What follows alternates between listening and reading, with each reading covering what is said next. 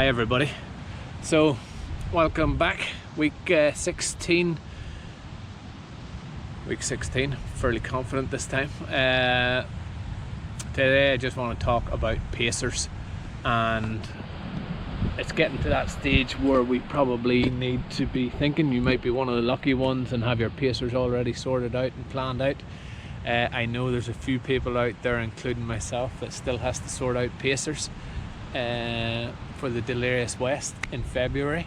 So if you're free and you want to volunteer, please give me a shout and we'll get you penciled in, hopefully. And we would I'd love to have some support. So I just really want to talk about a few things on pacers, but before I get into that, I really want to thank everybody for the feedback I've been getting on Facebook, through the YouTube channel. I've met some really great people now as a result of doing these videos from all over the place, and I just really want to say thanks for watching. I do appreciate it. The idea of this YouTube channel was purely to help and show people that they could do more, and I think we've hit 85 subscribers just this morning, so I really do appreciate it. And even though this fly's buzzing around my face and I want to kill it, I do really appreciate everybody tuning in and watching in. It is quite something, and I'm really hoping that some of the advice that I'm giving people on a one-to-one basis in the community, or on the communities on the like of Facebook and that, is helping. So please don't be frightened to reach out. I am busy juggling life as everybody is, but I certainly will answer as many questions and as often as I can, as I have been. So that said, if you like this video coming up, hit the like button, give it a thumbs up so that people looking for the same content can find it. If you haven't already and you're one of the 60% of people that tune in and haven't subscribed, come on, you want to subscribe. Hit the subscribe button, and as I say, it just lets Google know that what we're doing here is the right thing. So into pacers today. My thoughts on pacers. A lot of the questions I'm getting about pacers is, how many pacers do you need? So we'll start with that one. How many pacers do you need really comes down to, one, how confident you are running on your own, especially late in races. Two, how good your pacers are at running and how much endurance they have. If are they going to run just one aid station with you, or are they going to run two? You're going to alternate. That'll come into play. So look, last year I had 5 pacers, and pacing only kicks in from Walpole, from the first sleep station. So if you're thinking you can have pacers from the start, sorry, you're out of luck. You will have to do at least probably one night without pacers. So the pacers do kick in from Walpole, and you will be able to get your pacers then from that point. Last year I had 5. I had Gary, I had Andy, and I had Tom, who kicked off the pacing, and then a little bit of a break between Tom and Andy. So Nicole, my 18-year-old daughter at the time, volunteered to run the 13k with me during the night from the big trees, which was awesome to get Nicole to join me, and it was something special. Nicole's not a runner, and I wasn't running much at the time either, but it was just a great experience to have her out there and encouraging me. And I had Ben, my 15-year-old son, who last night was taller than me. Ben joined me for the last 12k, I think it was. Again, zero running involved in it.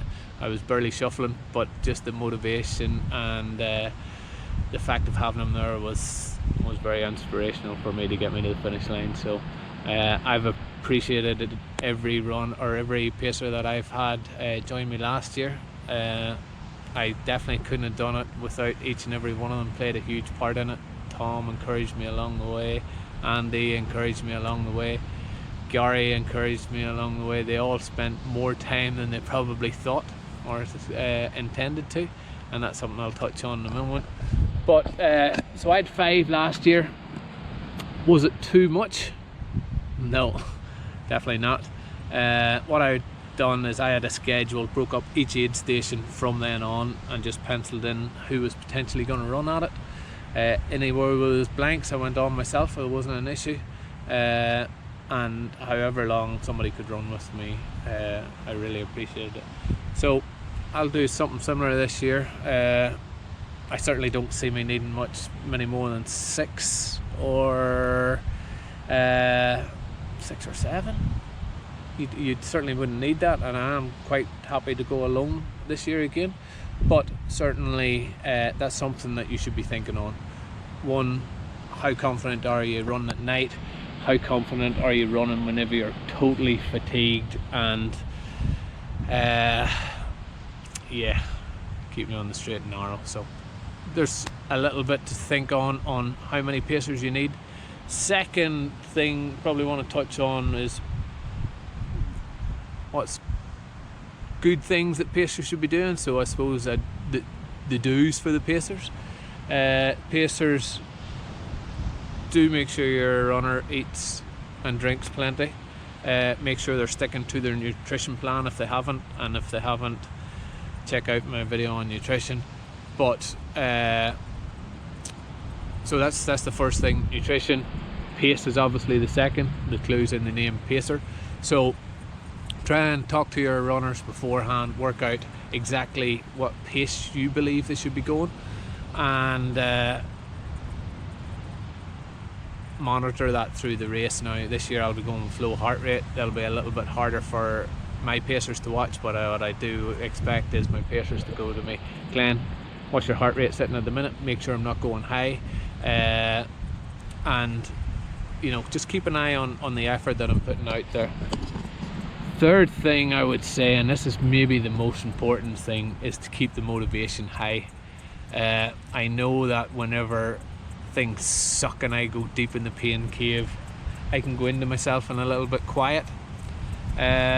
Pacers, don't take that the bad way if your pacer does that, and please don't take it the bad way if your pacer's grumpy. I would never be grumpy. I'm sure my crew and anybody that's paced me in the past would always say I'm a bundle of joy throughout all of the race.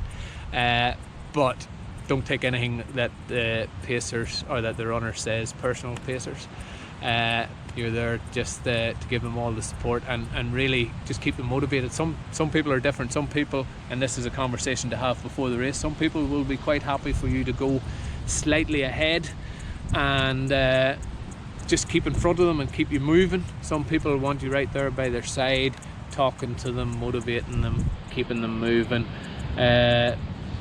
Some people might want you to sing and dance. Yeah, maybe not after 200k, but find out, have that conversation, have a meeting. If you can, get some running with your pacer, find out what they like, find out what makes them tick. Yeah, and that would be really what I would recommend. So your food, pacing and motivation, 3 main things. Get them 3 things right, you're gonna be doing your runner an awesome job. They don't, things that runners probably won't want. One, they won't want you dehydrated and fainting and falling down and holding them back. So make sure you're taking enough nutrition, enough water on board to keep you going, because yeah, it could be a long day out there for you. Don't assume because it's a 20k section that you're doing that your runner that you usually run with will run it in 6k minutes. He might, but chances are he won't. So be prepared to double the time that you're going to be out there. So make sure you, as I say, you get plenty of nutrition and plenty of things. Touched on it earlier, don't be offended if your runner's a little bit not himself I've had pacers with me for up to 9 hours where I haven't said an awful lot. I've tried, but I just once everything goes and it's taking all the energy to step one foot in front of the others. Don't be surprised if your runner's not talkative, and don't be offended by it. It's not that he doesn't appreciate driving 6 hours down to get to the race. It's not that he doesn't appreciate you being there. Trust me, they will. He or she will absolutely be loving having you there, just the company. So yeah, as I say, don't take offended if it's a thing. And that's really it. I don't really see any other things that has ever really annoyed me at the pacing. What I would say is that communication's really important. If there is something that a runner's doing to annoy you, certainly say to them, look, slow down a little bit, I can't go that fast. Don't let it get to the stage where you're getting annoyed or you're trying to keep up with the pacer whenever you can. But as I say, it's really important that you do catch up, have a meeting beforehand. If it's the race briefing before it, if it's for the first 2 or 3k, talk about what you're going to actually be doing and what you expect from your pacer. Have that conversation with your pacer so your pacer knows exactly what you can runner. Pacer, if your runner's not up to it, ask him lots of questions at the beginning and find out how he likes to be paced. And it's as simple as that. It really is.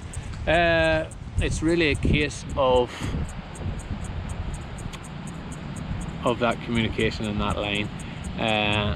Big thing, as I say, pacers, don't faint, don't pass out, because the last thing their runner needs to be worrying about is you out there. So find out what pacer or what your runner will be potentially going. Key times that I think you're going to need a pacer, and this is certainly for me, nighttime period. Very good having that company along the nighttime stretches if you can get somebody that's prepared to run with you during the night, and later in the race. Two big things that I can kind of see when you should have a pacer. So that's my thoughts on pacers. As I've said before, if you're thinking, oh, I might be down around Denmark, Albany, Northcliffe on the 15th, I think it is, 16th, 17th maybe, something like that, during the Delirious West, oh, I wouldn't mind pacing Glen a little bit. Certainly feel free to mention. Obviously people from last year gets first preference.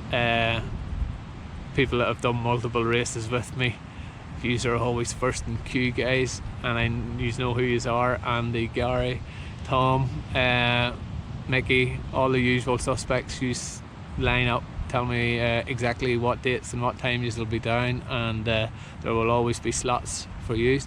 Some of the new guys wants to follow the slots, more than happy. Quite a lot of the people that I know are looking runners as well.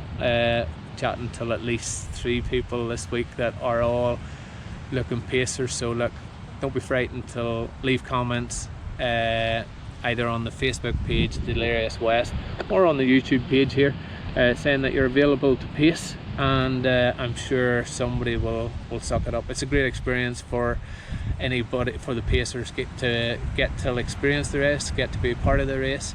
I do think that the pacers will get a lot from it. It's something that I intend to do an awful lot more next year is pacing. I really would like to do some pacing this year. I've got some of them good friends that are running this year in the Feral Pig coming up, and I would love to be pacing them, only I'm not here, not in the country, so that sucks. But do give it a go if you haven't paced before. It's not too thing, and it gives you a little glimpse of what exactly you might be getting yourself into in the future years. So really hope you've enjoyed this video. If you have, as I say, thumbs up, like the thing, and if you think this is something that you maybe want to listen to more of, I don't know why, but maybe 85 other people do, hit subscribe, and look, we're all capable of much more things. That's what we're trying to show on this channel. A lot of people getting involved, so I know there's a lot more like-minded people out there thinking, can I do it? Am I capable of doing it? And yes, you are. Give it a go. get out, make yourself better, and push your limits. Thanks for watching. Chat soon, guys.